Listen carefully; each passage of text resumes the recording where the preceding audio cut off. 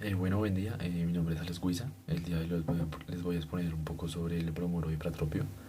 En este caso es un medicamento que se usa principalmente para la enfermedad pulmonar obstructiva crónica, es decir, el EPOC, o algunas crisis de asma, ya sean agudas o crónicas.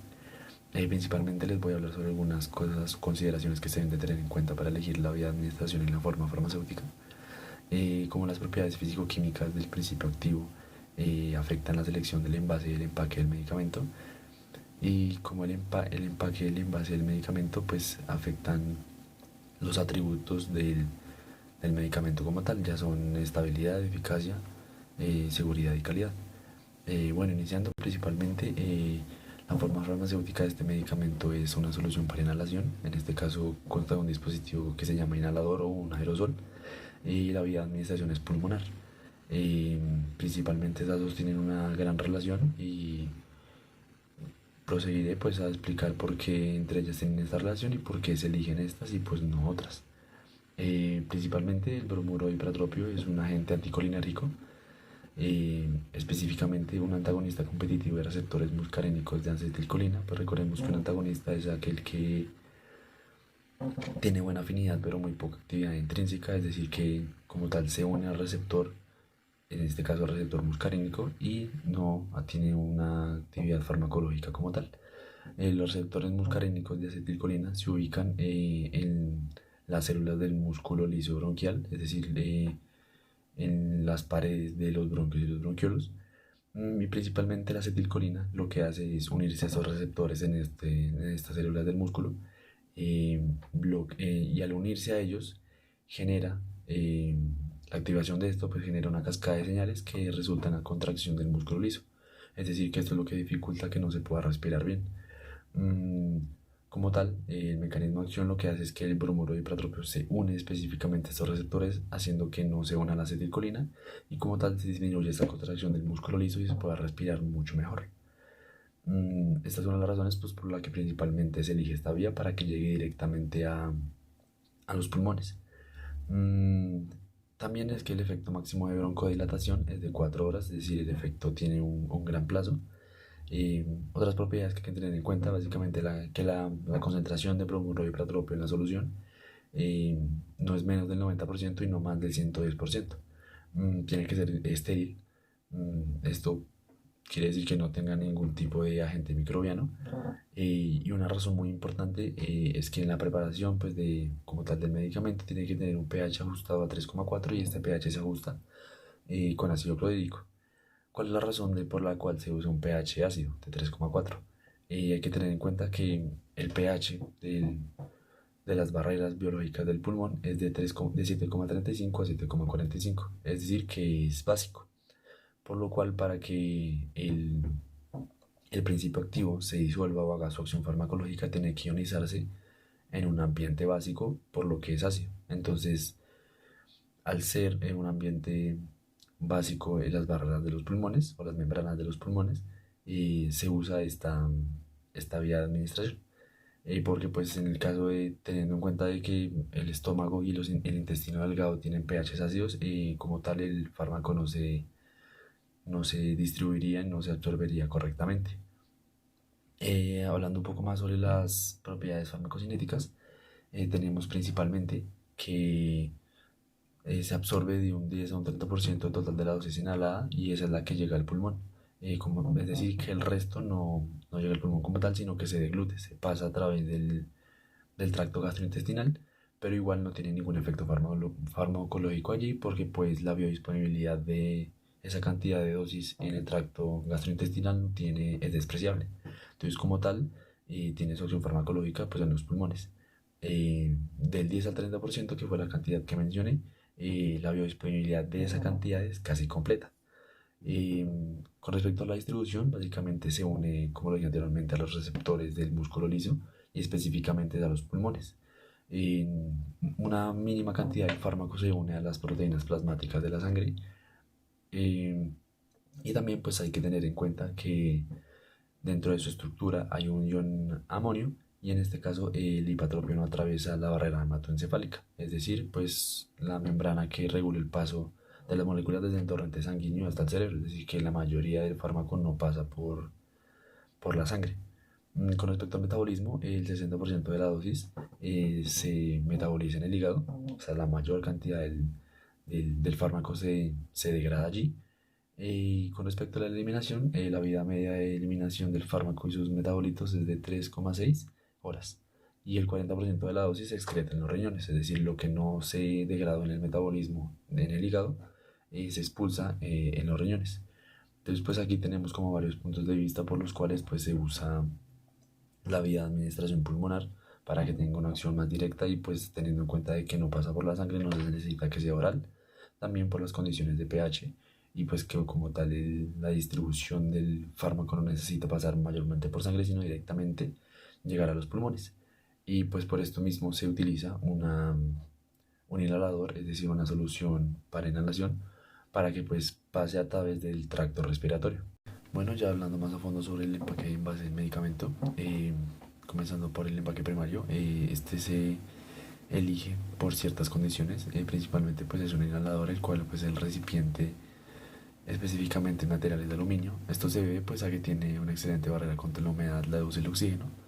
Principalmente el bromuro hipratropio es sensible en este caso a la humedad y a la luz. Esto pues en la humedad debido a que pues puede el agua en presencia de agua romper enlaces químicos, o sea, realizar un proceso de hidrólisis y pues esto dañar por completo el producto, entonces se recomienda más bien mantenerse en condiciones secas y pues este material ayuda a que se reduzca esa tensión a que ocurra hidrólisis.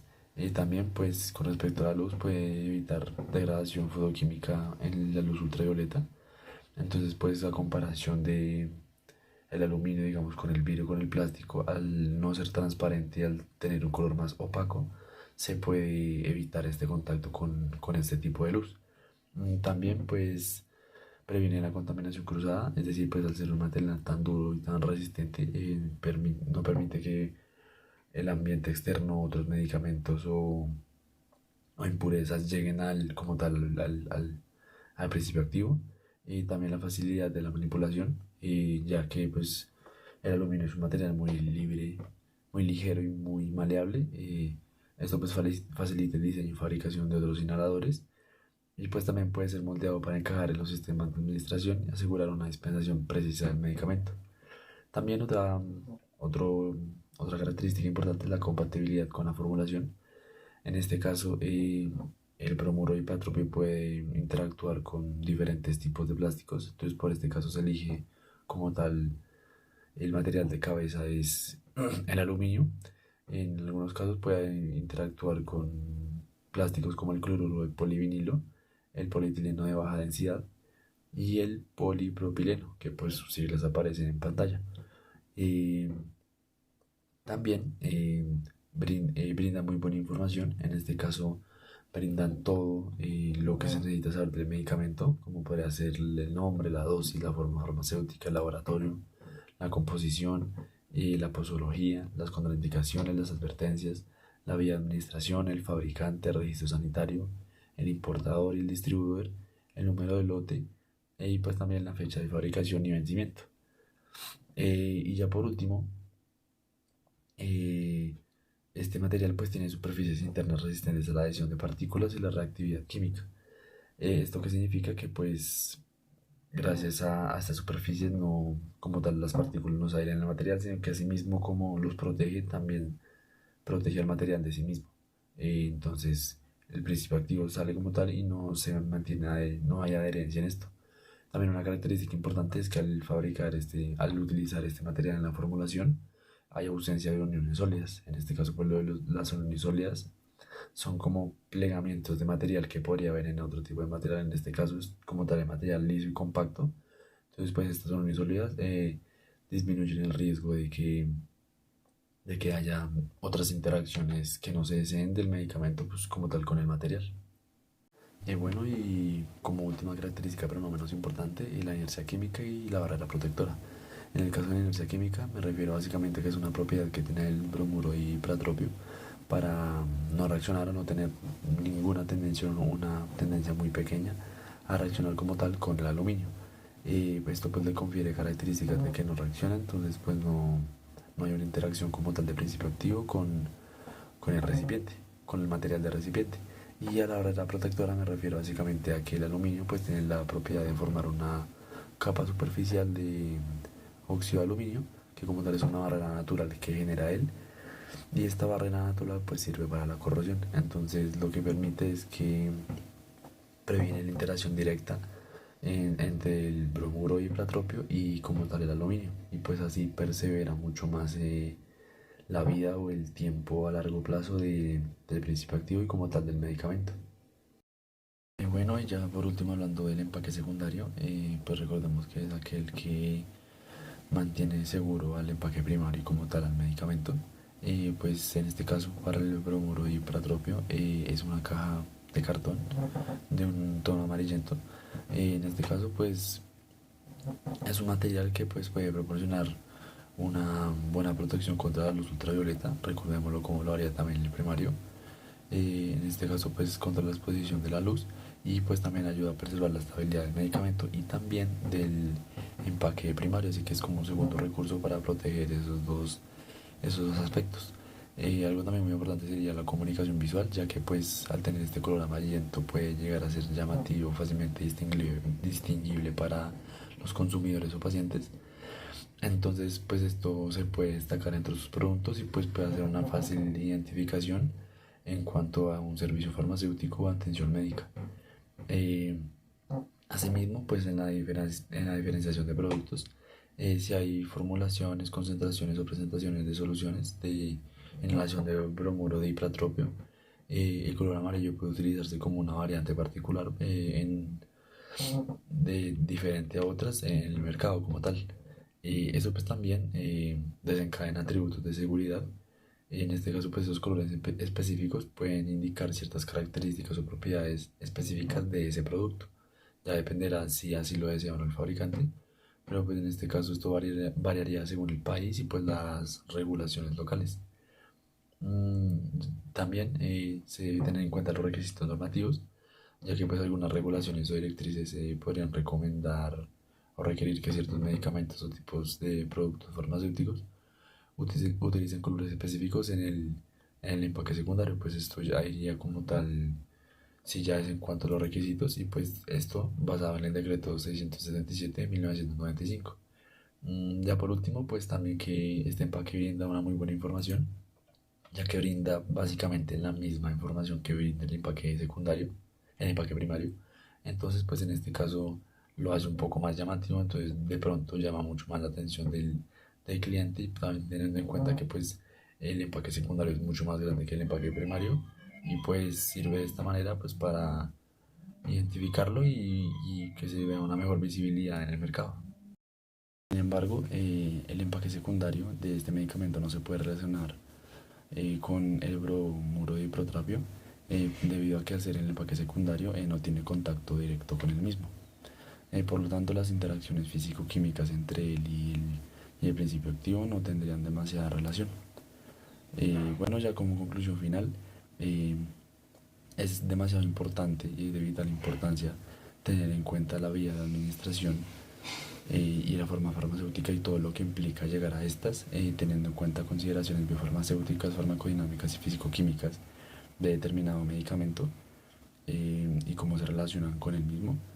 También cómo se relacionan estas características con la selección del empaque y el envase de determinado medicamento, y cómo el empaque y el envase pueden afectar o no a determinado principio activo, en este caso pues al bromuro hipratropio. Y también tener en cuenta de que el empaque y el envase es un método, una metodología para llevar al mercado y pues para llamar mucho más la atención del público. Muchas gracias.